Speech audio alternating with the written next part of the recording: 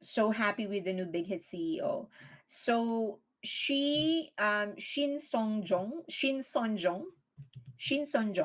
that's her name. So she is one of the 10 original employees of Big Hit when BTS was still a trainee. At that time, Jimin was actually not yet a formal part of BTS. And according to RM, she was one of the two people in Big Hit who fought for Jimin to stay.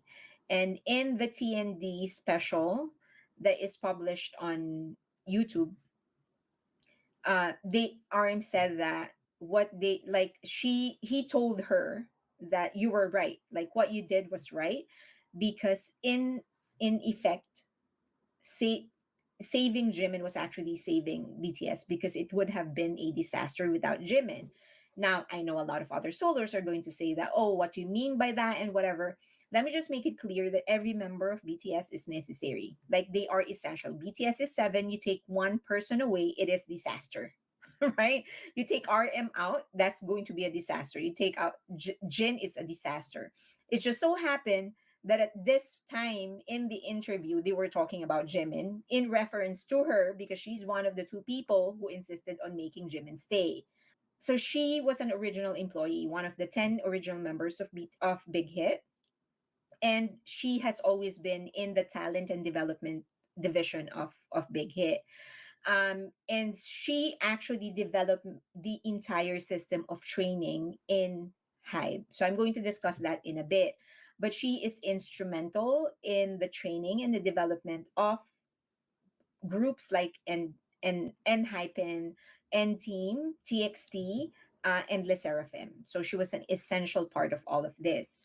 And as I've said, she's one of the two people in Big Hit who fought for Jimin to stay. And this actually is, to a certain degree, shows you what a good CEO is. At that time, Bang Shiuk was the CEO of Big Hit. He isn't anymore, but he was the CEO of Big Hit at that time. And it was good for him to admit and kind of realize that he didn't know anything. He actually listened to them because he didn't want Jimin in the team in the beginning, but he listened to the advice of his team, right? Next is that he in that TND special, she actually said that one of the most difficult thing that she constantly has to do is to remind trainees that being an idol it's not a passion, it's a job. Basically, it's a job, and just like any other job, you have to contribute to the bottom line of the company, meaning you have to help the company earn. um, and I think that is a realistic way of looking at things, because a lot of people, a lot of fans are so idealistic on what being an idol is. And the truth is that it is a job, and a management company is a business, and they need to earn.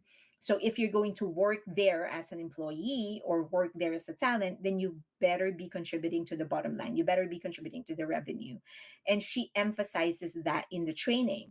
So just like any other employee, you're going to have to go through difficult times. You're going to have to do things that you don't really want to do, which you should do for as long as you don't feel abused and you're not physically hurt. Then you should be able to balance things out.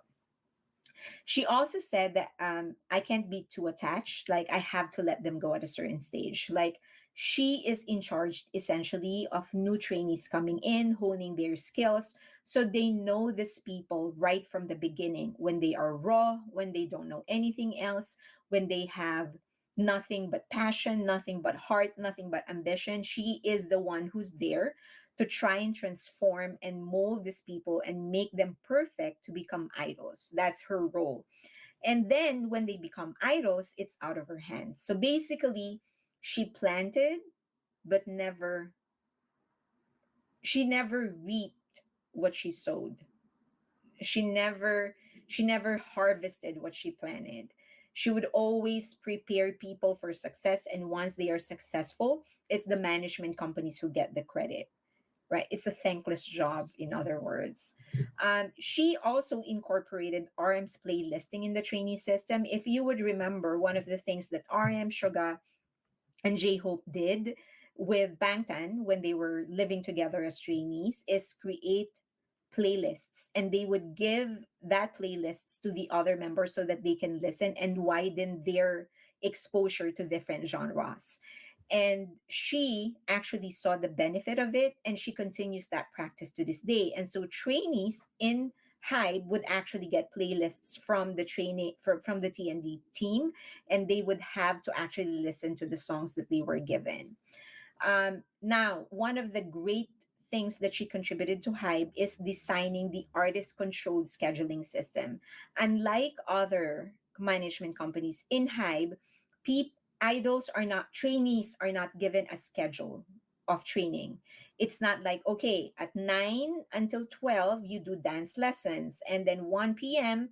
to 5, you do singing lessons, 7 to this, you do this and that. They don't do that. What you do as a trainee is that you are given the control over your own schedule.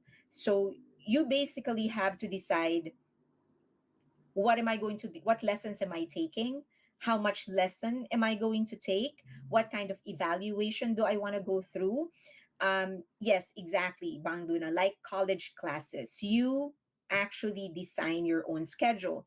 The only difference between a college class and this is that they actually don't, like in in a college program, you know the things that you need to fulfill.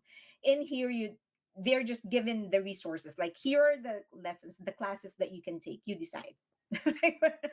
So if you're lazy on one thing, you're not going to improve on that thing, and so when you have your evaluation, you're most likely going to pass.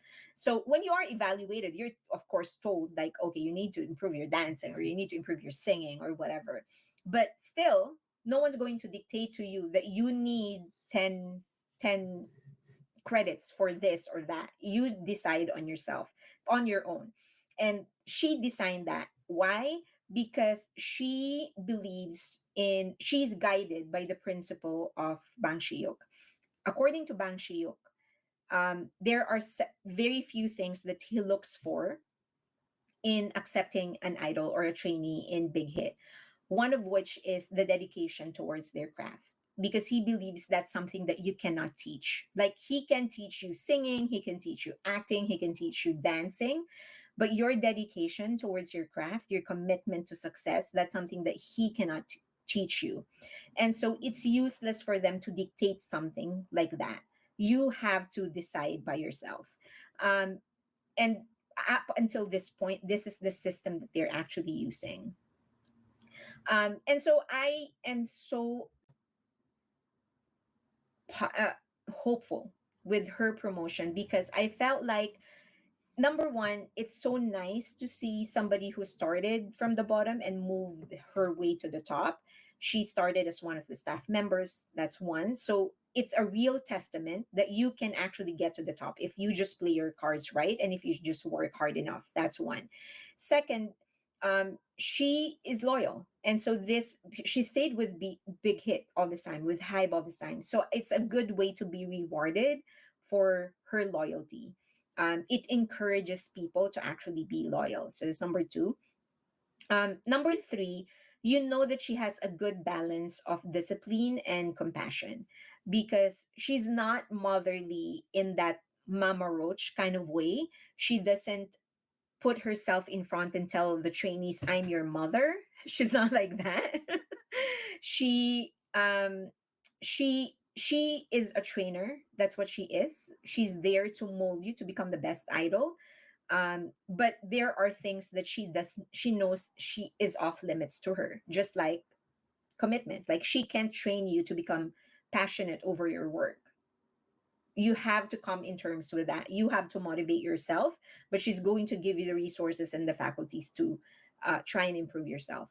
So I'm very, very hopeful. Now, the only thing I don't like about this entire thing when she was announced is how people are celebrating that, oh, it's a woman leader and whatever. And I felt that, why why do you need to include her gender in all of this? Like, she's a human being, and she got this promotion not because she's so a woman, but because she has the skills to actually do her job. And so that did not leave a good impression in me, that people are pigeonholing her in this family. She's a human being. She's a leader. She got it because she deserves to be there, not because she's a woman. And just like everybody else, she will be measured in the same measure that we are using with the other CEOs in the other departments, in the other labels under Hybe. I'm not going to expect more or less of her because she's a woman. I'm just going to expect what I want to expect of a leader in the most important label under Hype. Because let's just accept the fact that Big Hit is the most important label in there. They aren't under Hype, but they are the most important label in that conglomerate.